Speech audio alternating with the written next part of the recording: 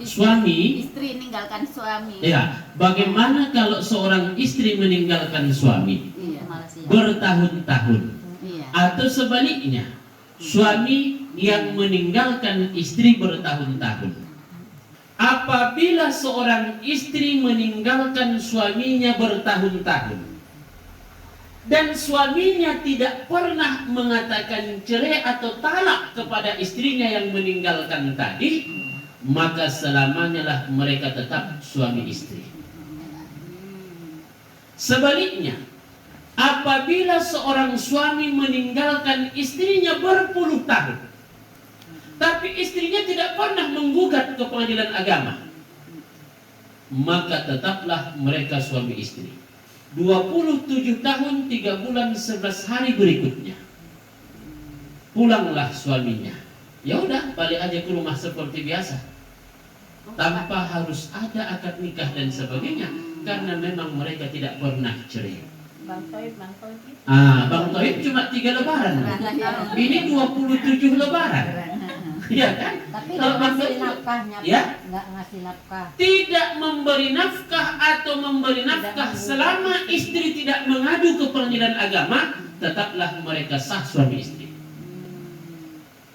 Makanya apabila ada seorang suami yang meninggalkan istrinya sudah lebih 10 tahun oleh si istri tadi tanpa mengadu ke pengadilan agama, dan tidak pernah suaminya menjatuhkan talak kepadanya, dan dia juga tidak pernah diputuskan oleh pengadilan agama talak kepadanya, lalu menikah dia dengan laki-laki lain, tidak sah pernikahan itu jika mereka berhubungan zina lah namanya. Kenapa? Karena wanita yang masih sebagai istri orang tidak sah menikah lagi dengan laki-laki lain. Suaminya pergi bertahun-tahun, tapi dia masih tahu suami itu ke Malaysia dan hidup sampai sekarang. Cuma karena tidak diberi nafkah, dia nikah lagi. Padahal suaminya tidak pernah menceraikan, kemudian dia juga tidak pernah mengadu ke pengadilan agama. Maka berarti dia statusnya masih sebagai seorang istri. Apabila dia menikah dengan laki-laki lain, tidak sah pernikahan itu, dan jika mereka berhubungan tetap zina namanya. Makanya kalau dia sudah mau menikah dengan laki-laki lain, apa yang harus dilakukannya? Maka mengadu dulu ke pengadilan agama. Oleh pengadilan agama disidangkan, kemudian dijatuhkanlah kepadanya talak 1. Setelah habis masa iddahnya, barulah dia boleh menikah dengan laki-laki lain.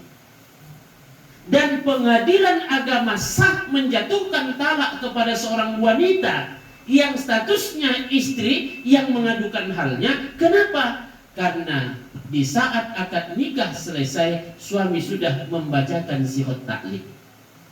Disinilah bahayanya kalau nikah siri. Apa bahayanya?